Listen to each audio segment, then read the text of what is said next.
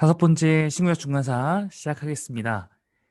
네, 우리가 지금 이제 헤롯이 어떻게 해서 유대의 왕으로 자리를 잡는지까지의 내용을 지난 영상에서 살펴봤습니다. 오늘 다섯 번째 영상에서 살펴보려고 하는 것은 헤롯의 잔혹한 가족사입니다. 이제 이 헤롯이 통치를 하게 되고 그 안에서 헤롯 집안이 굉장히 시끄러운 일들을 많이 맞이하게 되거든요. 물론 이 내용은 신약 성경과 관련이 없다고도 볼 수 있겠지만 들어보시면 어떻게 해서 헤롯의 후예가 그런 사람들이 그 땅을 차지하고 있었고 그들이 성경에 등장하는지 그렇게 또 나타날 수 있기 때문에 오히려 이 부분이 성경을 이해하는 데 있어서 성경에 나오는 그 인물 헤롯이라는 관련된 인물들을 이해하는 데 있어서 보다 실제적이고 중요한 영상이 될 수도 있을 것 같습니다.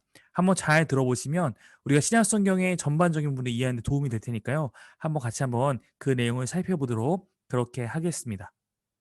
시작하겠습니다. 자, 우리가 지난 영상에서 헤롯이 이제 예수님 탄생 당시에 다스리고 있었다. 물론 이것은 헤롯부터 시작이 아니라 그 전에 영상 보시면 헤롯 안티파터라고 그의 아버지부터 토대를 다 꺾어서 이제 그 토대 위에 헤롯이 실권을 잡고 또 그도 로마의 여러 가지 격변 상황 속에서 이리 붙었다 저리 붙었다 하면서 끝내 살아남았다. 그래서 어느 정도 안정된 정치권 그 지배권을 확보한 다음에 이제 그가 예수님의 탄생 시기에 유대를 다스리고 있었던 그런 왕이었다. 이렇게 설명을 드렸습니다. 오늘은 그의 가족에 대한 얘기를 살펴본다고 했으니까요. 헤롯의 막장 가족사라고 했습니다. 이제 헤롯을 지지하고 헤롯을 유대 왕으로 인정한 것이 로마의 황제였던 아우구스투스 옥타비아누스라는 사람이잖아요. 아우구스투스가 이 헤롯의 가정의 이 후계 구도와 그 흘러가는 이야기를 바라보면서 어떤 명언을 남겼냐면 헤롯의 아들이 되기보다는 차라리 헤롯의 돼지가 되는 편이 낫다라는 이야기를 남겼습니다. 그만큼 헤롯의 아들로서 살아가는 것이 되지만도 못한 삶일 수 있다라는 그런 조소 섞인 이야기인 거죠. 자, 왜 그런지 한번 살펴보겠습니다. 헤롯이 그 에돔 사람이기 때문에 이제 유대의 왕가와 결혼하기 위해서 이것이 그에게는 굉장히 중요한 문제였기 때문에 힐카누스 2세의 손녀인 마리암네 공주와 결혼하면서 자신의 원래 부인이었던 도리아라는 부인을 쫓아내게 됩니다. 그리고 그가 그렇게 왕의 자리를 차지했지만 그럼에도 불구하고 어쨌든 그는 반쪽짜리잖아요. 유대 왕가의 반은 걸쳐 있지만 어쨌든 에돔 출신이니까 유대 민족들은 유대 출신의 어떤 뛰어난 사람이 나타나면 당연히 그에게 힘을 실어주려고 하겠죠. 이게 정통성 문제 아니겠습니까? 그러니까 옛날 시대는 그런 핏줄, 왕가의 핏줄이 굉장히 중요했잖아요.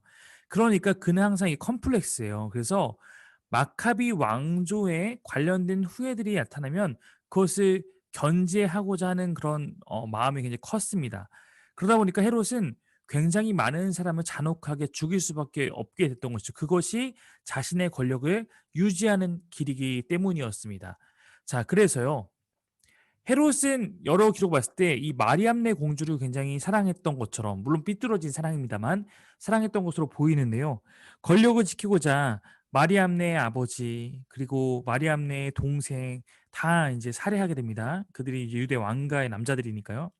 그러면서 헤롯과 마리암네 사이에 당연히 갈등이 생기겠죠. 아무리 부부 사이라도 이것 보면은 그 정치적인 정략 결혼인데 자신의 가족들을 지켜주지 않고 오히려 위협이 된다고 죽여버리니까 당연히 갈등이 생긴 거 아니겠습니까?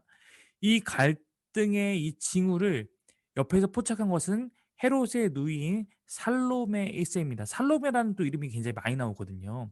그래서 이 사람은 살로메 1세라고 하고요. 뒤에 이제 보면은 세례 요한의 죽음과 관련된 또 여인이 이름이 살로메인데요. 그를 이제 구분하기 위해서 이 여인이 먼저 나왔기 때문에 살로메 1세라고 부르는 것입니다. 이 살로메 1세는 이 헤롯 대왕의 누이라고 생각하시면 됩니다.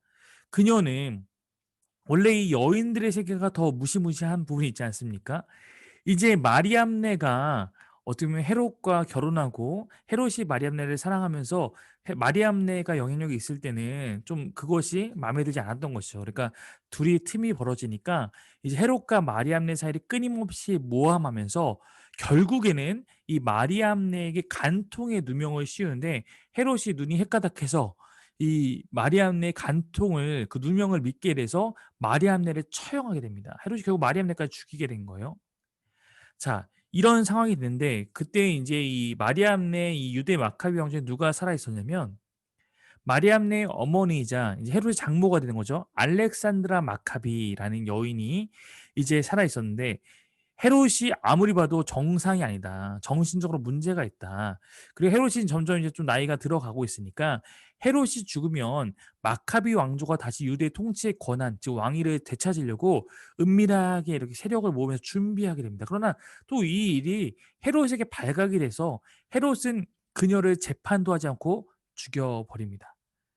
자, 그러면 이제 유대 마카비 쪽에 남아있는 어떻게 보면 그래도 혈통이 누가 있는 거냐면 마리암네와 헤롯 사이에 난 아들들인 거죠. 바로 마리암네와 헤롯 사이에 난 아들이 이제 알렉산더와 아리스토블루스라는 아들이 있었는데요. 이제 살로메 입장에서 보면 이들이 마리암네의 핏줄이니까 이들이 왕이 되게 되면 자기가 그냥 위협을 받게 되는 거잖아요. 왜냐하면 어머니의 복수를 할 수 있는데 살로메가 이 일을 꾸민 것을 알고 있었기 때문입니다. 그래서 이것을 견제하려는 목적으로 꾀를 낸 게 뭐냐면 원래 헤롯의 부인이었던 도리스, 쫓겨난 그 도리스와 헤롯 사이에는 안티파터라는 또 왕자가 있었던 것이죠. 그 왕자는 지금 궁에서 쫓겨나 있었는데 그를 다시 궁으로 부르게 된 것입니다. 자, 여기 보면은 이 헤롯 대왕이 있었고요. 첫째 부인 도리스가 있었던 것이고 지금 둘째 부인 마리암네 공주 그리고 그 외에도 부인들이 좀 있어요. 자, 근데 이 도리스에게는 안티파트라는 왕자가 있었고 이는 궁 밖에 있었던 것이고 마리암네와 헤롯 사이에 태어난 아들들이 아리스토블루스와 알렉산더입니다. 자, 이 상황에서 안티파터가 이제 궁에 들어와서 어떤 일을 하냐면 이 사람도 굉장히 잔혹하고 어떤 나름대로의 정치적인 어떤 그런 이간질과 네, 잔혹한 꾀를 달래서 수완을 발휘해서 일단 헤롯 대왕의 이제 신임을 얻습니다. 그리고 헤롯 대왕이 이 마리암네의 두 아들을 미워하게 만들고 결국에는 이 두 아들이 어머니 복수하려고 헤롯을 죽이려고 한다 이렇게 모함을 해서 결국 헤롯이 이 두 아들조차 다 죽이게 만들어 버립니다. 그러니까 안티파터가 결국은 이제 들어와서 이제 안티파터와 그의 고모인 살로메 예, 이 두 명이 이쪽 집안을 이쪽 계열을 완전 다 파탄낸 거죠. 그러니까 안티파터 입장에서는 이제 헤롯이 죽으면 이것을 이어받기에는 자기가 가장 유력한 사람이 되는 겁니다. 물론 이 외에도 아들도 있었지만 이제 가장 유력한 이 두 아들이 죽었기 때문에 그런 거죠. 나이상으로 봤을 때도 아 내가 이제 실권을 장악하겠다라는 그런 계승의 왕위 계승의 꿈을 꾸게 된 거예요. 근데 안티파터도 헤롯을 닮아서 그냥 잔혹했기 때문에 안티파터 가만히 생각해 보니까 이제 헤롯이 죽는 날만 기다리면 되는 건데 이 시간조차 아까운 거죠. 그러니까 당시 헤롯이 70세가 넘었는데 이 고령의 헤롯마저 빨리 죽이면 '내가 바로 왕이 되겠다.'라고 생각하게 되면서 이를 꾸미다가 발각이 또 됩니다. 헤롯이 참 발각도 잘해요. 헤롯을 안티파터를 감옥에 가둡니다. 그리고 감옥에서 이 안티파터는 다시 한번 반란을 일으키려고 하다가 결국 헤롯에게 처형을 당해요. 근데 이 안티파터가 죽고 나서 5일 후에 헤롯 대왕도 죽게 되었으니까 안티파터가 좀 무모하게 행동했던 것이 결국 그의 죽음을 가져왔다 생각하시면 될 것 같습니다. 그래서 가계도를 보시면 도리스가 있고 마리암네가 있고 지금 이 아들들은 다 죽은 거예요. 아리스토블루스 알렉산더는 헤롯 대왕이 먼저 죽였고 안티파터도 결국 죽이게 된 것이고 헤롯도 죽었습니다. 그러니까 헤롯에게는 다른 부인들을 통해서 낳은 아들들이 헤롯 빌립 1세, 헤롯 안디바, 헤롯 아켈라오, 헤롯 빌립 2세 이런 사람들이 있었던 겁니다. 자, 근데 이 중에서 이제 헤롯이 죽은 이후에 헤롯의 땅은 이제 남은 아들들 가운데 3명에게 이것이 나눠서 분배되게 됩니다. 지도를 먼저 보실게요. 자, 여기 보시면 지금 요 이렇게 해서 이 파란색 지역은 데가볼리라는 지역인데요. 이 데가볼리는 아니고 요 분홍색 지역 그리고 녹색 지역 이 주황색 지역 다시 이쪽 녹색 지역까지 해서 이렇게가 헤롯이 다스렸던 곳입니다. 자, 이 중에 가장 핵심은 이 밑에 있는 주황색 지역이요. 왜냐면 여기 예루살렘도 여기 있고 사마리아도 여기 있으니까 이쪽이 가장 중요한 지역이죠. 이 지역은 아켈라오라는 아들에게 주고요.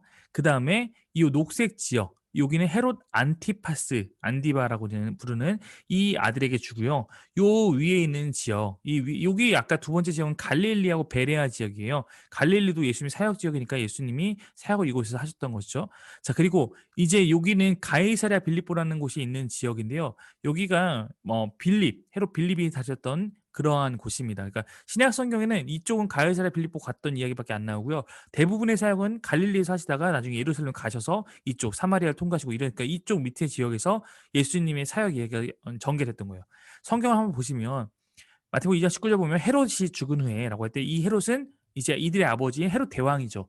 헤롯 대왕이 죽은 것을 헤롯이라고 표현한 것이니까 우리는 이걸 구분해야 될 거고요.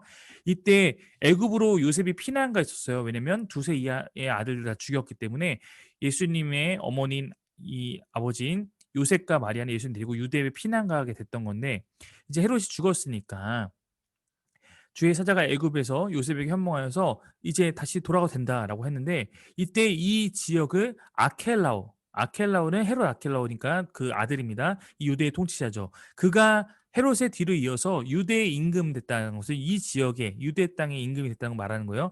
거기로 가기를 무서워하니 이 지역에 이 아켈라오가 왕이 된 것에 대한 두려움을 느끼니까 주의 사자가 그러면 네가 원래 살던 나사렛으로 가라. 갈릴리 지방 여기는 안티파스가 다스리는 녹색 지역이니까 이 지역으로 가라라는 내용이 성경에 등장하는 거예요. 그러니까 우리는 이제 이것을 보면서 아 이거 한 사람이 이것을 의미하는구나라는 것을 알 수 있는 것이죠.